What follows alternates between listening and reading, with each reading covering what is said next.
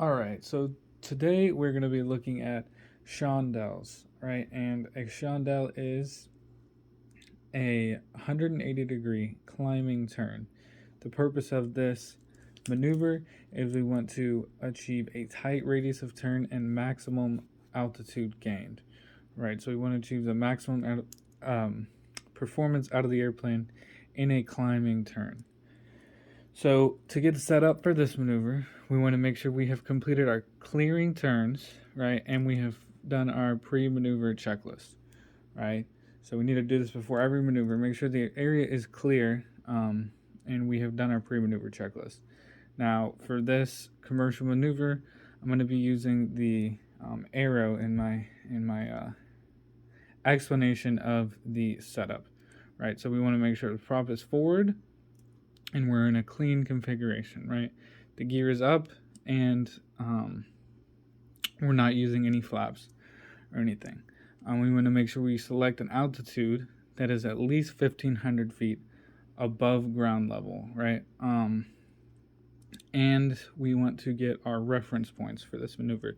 This maneuver needs to be done looking outside and in reference to the instruments, right? So we want to pick one point that is at our 90-degree point, right? This is a 180-degree turn.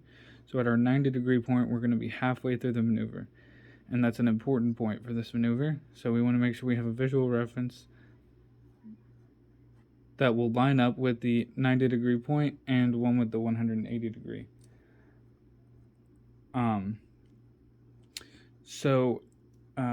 To do this maneuver, right, we talked about the setup. We're clean. We're coming in with the prop forward. And now we are going to bank to 30 degrees, right? And real quick, when I talk about this maneuver, it's split up mainly into two areas, right? This is a 180-degree turn. So we're going to be talking about area 1 as the first 90 degrees and area 2 as the second 90 degrees. So for area 1 is the beginning of the maneuver. So we're coming in, prop full forward, and we simultaneously bank to 30 degrees while applying full power, right?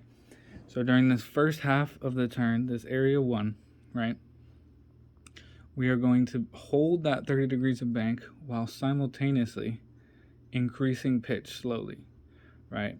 So we want to do that throughout the whole first half of the maneuver, area 1, and then when we reach that 90-degree point, right, verify with our reference point, we're going to be at our maximum pitch up and 30 degrees of bank. So we're going to now hold, for area 2, hold that pitch up while slowly taking out the bank, right, until we reach our 180-degree point, at which point we are going to be wings level and at a high pitch up. So we want to make sure we don't lose altitude or lose the minimum amount of altitude possible on rollout. So we are going to slowly lower the nose in order to make sure we don't lose any altitude, because we're going to be hopefully just above stall speed, right? So the airplane's going to be slow. So it's important to lower that nose slowly. All right, so let's see. So a lot of, so we'll talk about the completion standards. So per the ACS, the commercial pilot ACS, we want to make sure that our turn is, we roll out on our 180 degrees, right? We have plus or minus 10 degrees of that heading, right?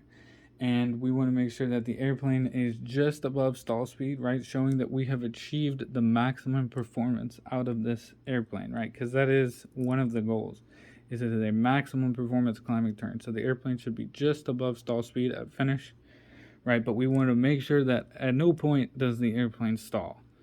The airplane cannot stall, or this maneuver will be a failure. Another big thing is making sure, a few of the common errors is not staying coordinated, right? In this high, if you think about the attitude that the airplane is in, right? We're at a high pitch attitude. So, the effects of torque and P factor are going to be very relevant. which as a commercial pilot applicant, you should already be, familiar with. So it's important to use proper rudder controls, right? Keeping the ball centered during this maneuver, and staying coordinated overall. It's important that, another common error can be not choosing proper points, right? So, or not choosing points at all. Some people just stare at their instruments, and don't use any outside references. This maneuver needs to be done using primarily outside references, and coming back to reference your instruments throughout the maneuver. Let's see. A lot of people, they don't. A common error is not holding your 30 degrees during this first half, and then not maintaining proper pitch up during the second half, or removing the bank too fast, causing you not to roll out on your heading. Yeah, and like I said about stalls, it's important not to stall the airplane. The airplane will be very slow and the stall horn may come on, but it's important not to actually stall the airplane.